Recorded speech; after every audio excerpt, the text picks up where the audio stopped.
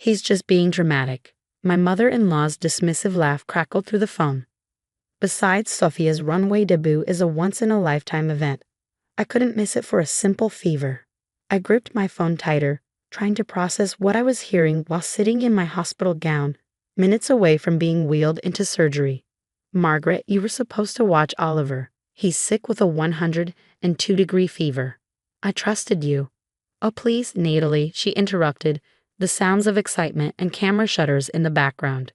He's 6, not a baby. I left him plenty of snacks, and his iPad is charged. Sophia needs her mother here for her big moment.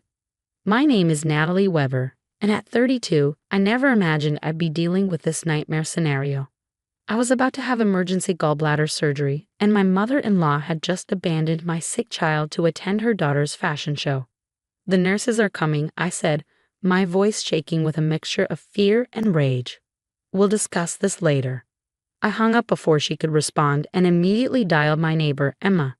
Please pick up, I whispered as the call connected. Natalie? Aren't you supposed to be in surgery? Emma's warm voice answered on the third ring. Emma, I need help. Oliver is alone at home. My mother-in-law left him to go to a fashion show. He's sick with a fever, and I'm about to go into surgery. Could you please? I'm already putting my shoes on, she cut in, her tone shifting from concerned to determined. I'll get him and bring him to my place. Don't worry about anything except getting better. Tears of relief streamed down my face. Thank you. The spare key is under the turtle planter, I remember. Now focus on yourself. Oliver will be safe with me. As I ended the call, the nurses arrived to prep me for surgery. My mind raced with thoughts of Oliver, alone and sick in our house.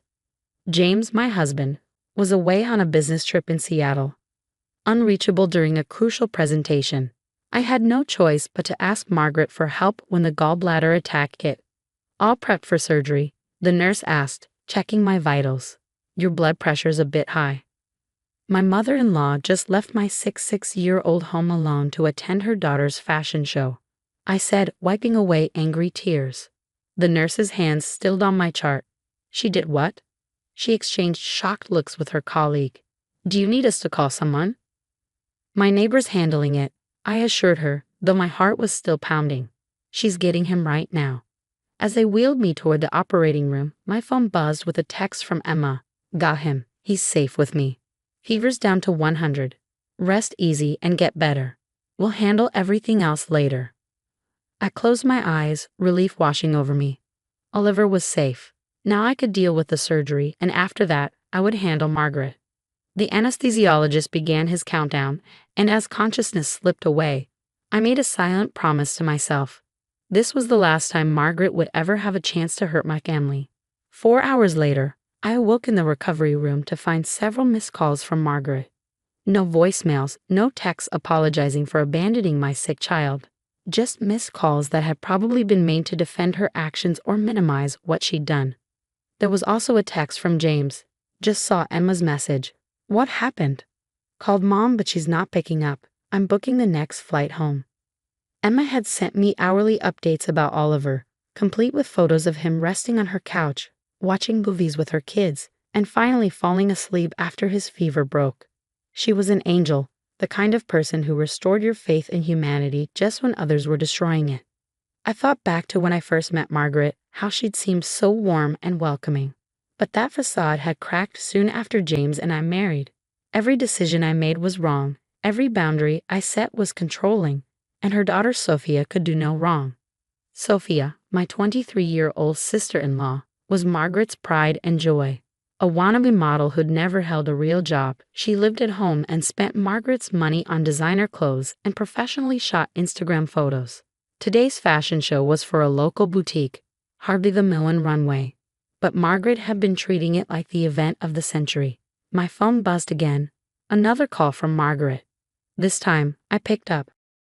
Finally, she exclaimed. I've been trying to reach you for hours. You'll never believe it, but Sophia got offered a contract with. Did you check on Oliver? I interrupted, my voice hoarse from the breathing tube but firm. Oh, he's fine, she dismissed. I told you he was just being dramatic. But listen, Sophia. Margaret, I cut in again, stronger this time. You left my 6-year-old child alone while he was running a fever of 102. He could have gotten worse. He could have needed emergency care. Anything could have happened. Don't be so dramatic, Natalie, she scoffed. You're starting to sound like Oliver. He gets that from you, you know. James was never such a needy child. My hand tightened around the phone. Margaret, what you did wasn't just irresponsible. It was negligent. It was dangerous. And it will never happen again. What's that supposed to mean? It means we're done. You will never be left alone with Oliver again. Ever. She gasped. You can't do that. I'm his grandmother. I have rights. You lost those rights the moment you decided Sophia's local fashion show was more important than Oliver's safety. I have to go now. The nurse is here. It wasn't true. No nurse had arrived. But I couldn't stomach another moment of her excuses. I hung up and blocked her number, then closed my eyes, exhausted but certain I'd made the right decision. A text from James popped up. Got on earlier flight. Landing in 3 hours. We need to talk about Mom. Yes, I thought we certainly did. And this time, things would be different. This time, I wouldn't back down. James arrived at the hospital looking exhausted, his suit wrinkled from the rushed flight. His face was etched with worry as he entered my room. How could she do this? He asked, sinking into the chair beside my bed. I've been trying to wrap my head around it the whole flight, but I just can't understand. Before I could respond, my phone lit up with a text from Emma. Heads up, your MIL just showed up at my house demanding to see Oliver. I told her to leave or I'd call the police. She's heading your way. I showed James the message, watching his expression darken. She's completely lost it, he muttered, running a hand through his hair.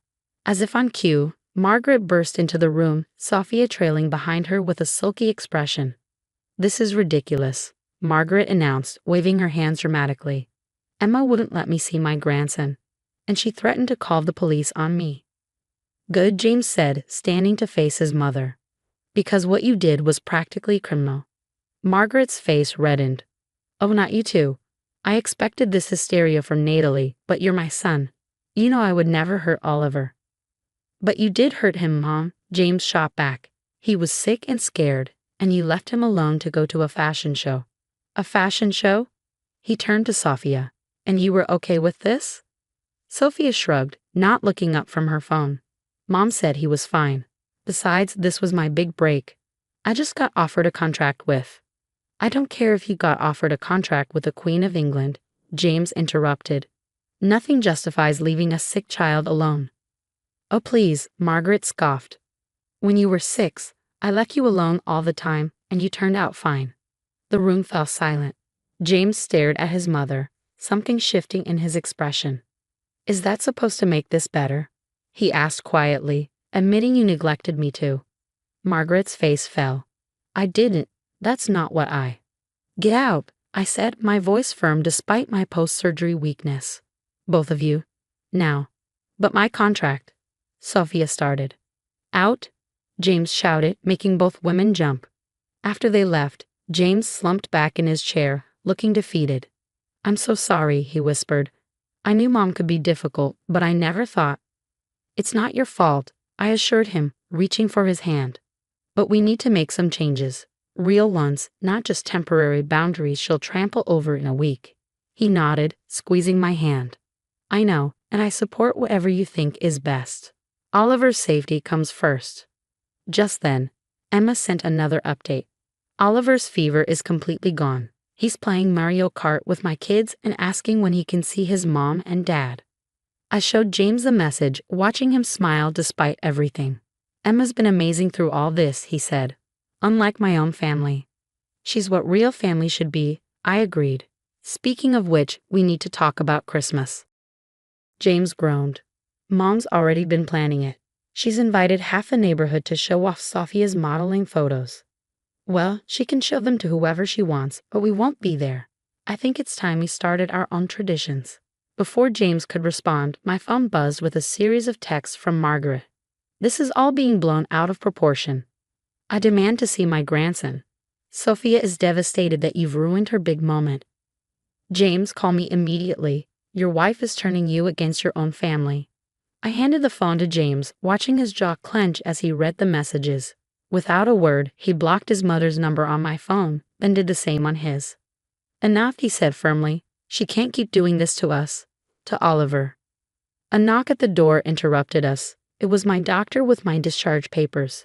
As she reviewed my post-surgery care instructions, I caught James typing on his phone. "What are you doing?" I asked after the doctor left. "Emailing our lawyer," he replied, not looking up. "I want to know our options for a restraining order, just in case. And I'm documenting everything that happened today." I felt a weight lift from my shoulders. This was the support I needed. A husband who put our son's safety above his mother's feelings. Later that evening, as we drove to Emma's to pick up Oliver, James turned to me at a red light. "You know Mom's going to tell everyone we're horrible people for cutting her off. She'll play the victim, and Sophia will help her." "Let them," I said, surprising myself with how little I cared. Anyone who believes abandoning a sick child is okay isn't someone we need in our lives anyway. The light turned green, and as James accelerated, I felt stronger than I had in years. Sometimes it takes a crisis to show you who people really are, and who you really are. Margaret had shown her true colors, but I found my strength. And I knew, watching the sunset paint the sky in shades of pink and gold, that this was just the beginning of our story. The hard part wasn't over. But for the first time, I was ready for whatever came next. 1 month after the incident, we were still dealing with the aftershocks of Margaret's actions. As predicted, she launched a full-scale campaign to paint herself as the victim, flooding social media with tearful posts about ungrateful children and grandparents' rights. What she didn't expect was Emma's response. "I've been quiet long enough," Emma announced one morning, showing me her phone. She posted the complete story on our neighborhood Facebook group, the same one where Margaret had been spreading her lies.